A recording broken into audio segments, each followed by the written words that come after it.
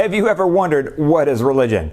I've got your back because I'm a former community college professor of religion.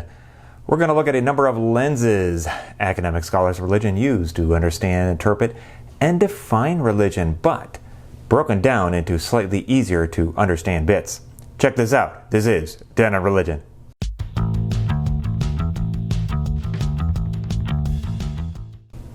Hey peeps, it's Dr. B with TenOnReligion.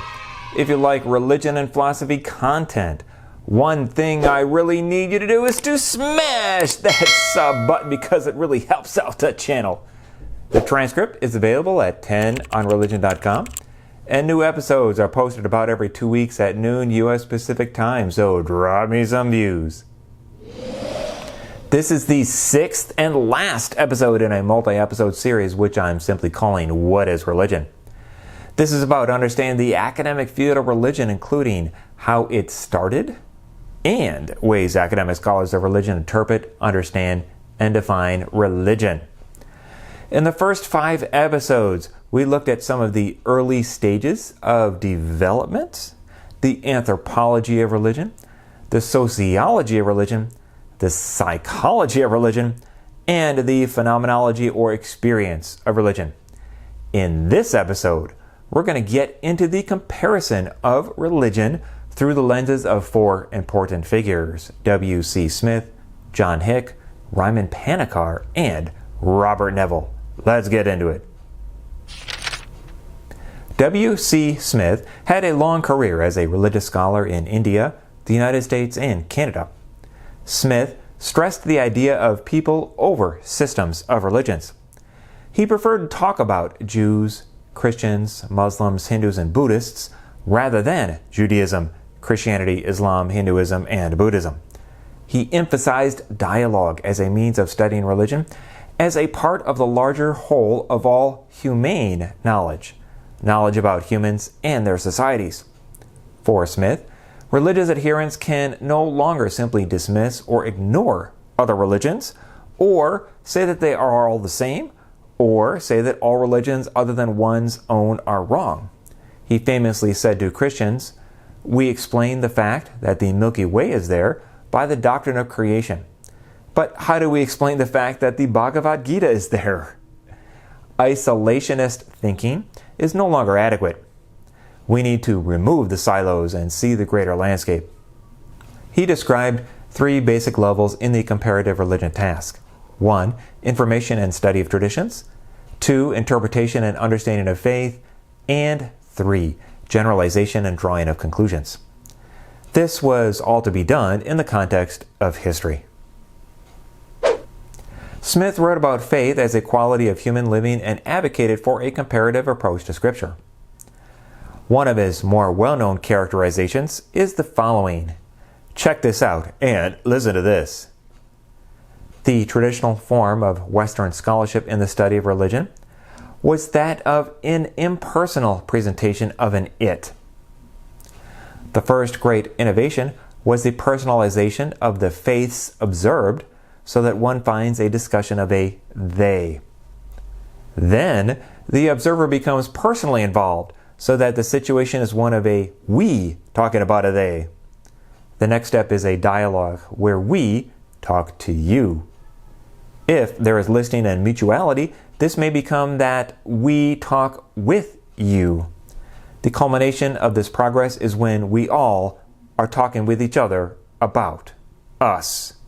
Now, that is some good stuff right there, which can be applied to many other situations far beyond religion as well. Next up is John Hick, who is the subject of the 2nd episode I ever did 4.5 years ago when TenOnReligion was very much in its infancy. The video and production quality were low and I literally had no idea what I was doing, but the content was good. And I still have no idea what I'm doing. Bruh. Hick was a philosopher of religion, a Kantian, meaning his views were rooted in the philosophy of Immanuel Kant, a German philosopher from the late 1700s. He differentiated between an object as it appears, the phenomenon, versus an object in itself, the noumenon. Thus, the object of religion, for which Hick used the label the real, can be described as the real in itself, independent of our experience, versus the real as humanly thought and experienced. We can never know the real in itself. We can only know the real as humans experience it in either its personal or non-personal forms. He called for a Copernican revolution in our understanding of religion. The Copernican revolution was transferring from a geocentric to a heliocentric understanding of the solar system way back in the 1500s. Since many Western cultures were dominated by Christianity, Hick's Copernican revolution was a shift from Christocentrism to theocentrism, or real centrism. Hick also reiterated a threefold typology originally developed by another scholar named Alan Race in 1983. This was exclusivism, inclusivism, and pluralism. Exclusivism is the view that there is only one religious goal and only one way to get to that religious goal, which is through my religion. Basically, it's my way or the highway sort of view. Inclusivism is a bit more complicated, but basically the inclusivist view is that there is still one religious goal, but more than one way to get there. For example, someone could still get to my ultimate religious goal, but do it through their religion, even if they don't realize that is what's happening. This view was popular in Christianity during the Roman Catholic Vatican II Council meetings in the 1960s, and still has some advocates today. Hick, however, does not like either of these options and prefers his option of pluralism as the best answer. Hick's view of pluralism is that there is one ultimate reality, which again he labels with the religion-neutral term the real, but there is more than one way to approach the real. One image to describe this is the pyramid image, or a mountain in the clouds, whereby all of the major world religions are at the bottom and the real is at the top. But about 2/3 the way up the pyramid or mountain, there is an obstacle blocking our vision of the top. And that obstacle represents death. One cannot see the ultimate end. So he suggests or postulates that in the end all religions will ultimately arrive at the same place at the top. Wait a minute! One method he uses to arrive at this conclusion is the soteriological criterion of saintliness. For example, says Hick, take the best person from each religion, the best Jew, the best Hindu, the best Muslim, the best Buddhist, the best Christian, and so on. Look at their lives, and what do you see? They're all great people. How can one possibly use this as a criterion to suggest one religion is the right way? Thus, Hick terms salvation or liberation as human transformation from a problem to a goal. He describes this in general terms as self-centeredness to reality-centeredness. Hick argues that if religion were to be understood in this way, in a more non-exclusive way, the tensions between religions would be greatly reduced. Hick admits that for many religious adherents, such a reinterpretation would be a huge psychological obstacle to overcome.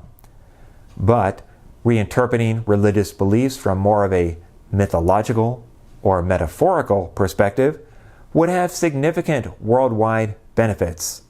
And the starting place for that is the acceptance of their symbol of the real as being infinite. And that's a simplified version of John Hick. Next up, Raimon Panikkar. Now, I did my doctoral dissertation on Panikkar, and I don't necessarily hold all of his views, but I do find him to be a fascinating figure. His ideas are hard to encapsulate in a couple of minutes because he published around 50 books and hundreds of articles in 7 languages. So I'm only going to focus on one aspect of his thought, that of dialogue. A lot of this comes easier for Panikkar because his mother was a Spanish Catholic and his father an Indian Hindu. So combining ideas from West and East are common in his writings. Panikkar starts out by stating that since no one myth is shared by all, suggesting an absolute universal essence of religion is not really a viable option. Nobody is outside the rainbow. Every party sees the rainbow from within their own color, or myth, so to speak. The connection, what scholars call inter-religious hermeneutics, must take place at the mythic level, and the form of that connection is dialogue. Hermeneutics is simply interpretation and understanding across a gap. If the gap is time, it's called diachronical hermeneutics.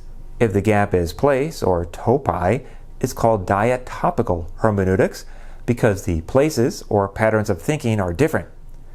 The articulation of diatopical hermeneutics is what's called dialogical dialogue. Both parties must connect and commune within the same shared myth. How we get there requires risk and letting go of our fears.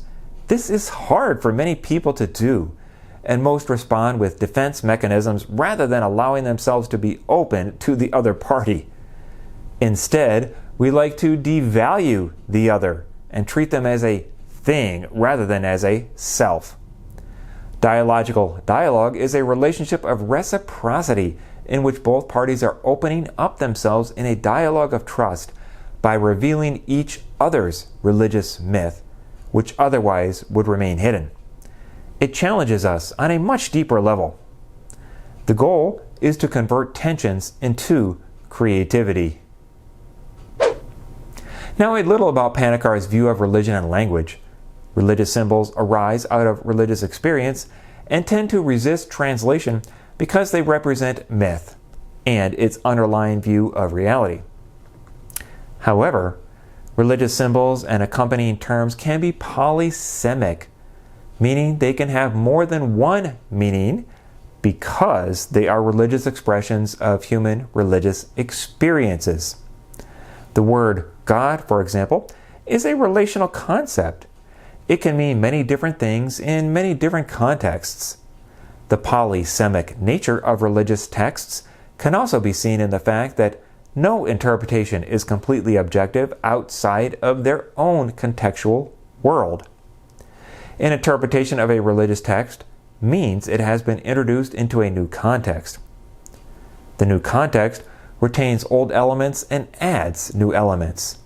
Religious language is dynamically alive, but can only be understood as interwoven into the world within which we live. This means that in an interreligious encounter, the interpretation is not found by one side or the other, but by the language which each speaks together to bridge the gap and create a new understanding. It is a relational event best described as a dialogical dialogue mentioned above. And that's just a few pearls of wisdom from Raimon Panikkar. Robert Neville is a retired Boston University professor and another fairly prolific writer. His 3-volume philosophical theology book series is fantastic, but it's also too deep and complicated for the average reader, probably taking an entire semester to fully cover, so we're not going there today. Instead, we're going to take a look at the 3-year study he led called the Comparative Religious Ideas Project. This resulted also in 3 books, and we're going to look at the second book, titled Ultimate Realities.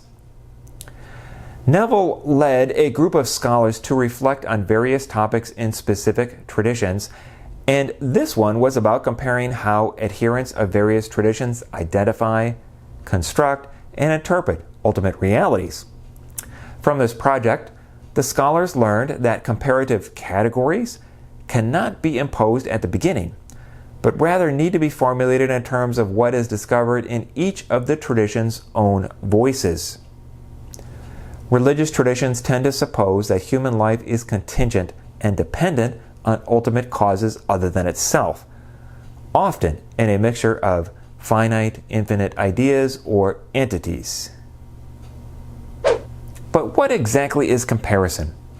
It's more than just putting accurate representations side by side.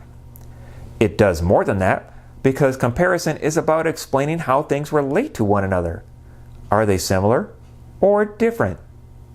For example, what do the New Testament gospel narratives say about Mary, the mother of Jesus, versus what the Quran says about Mary, the mother of Jesus?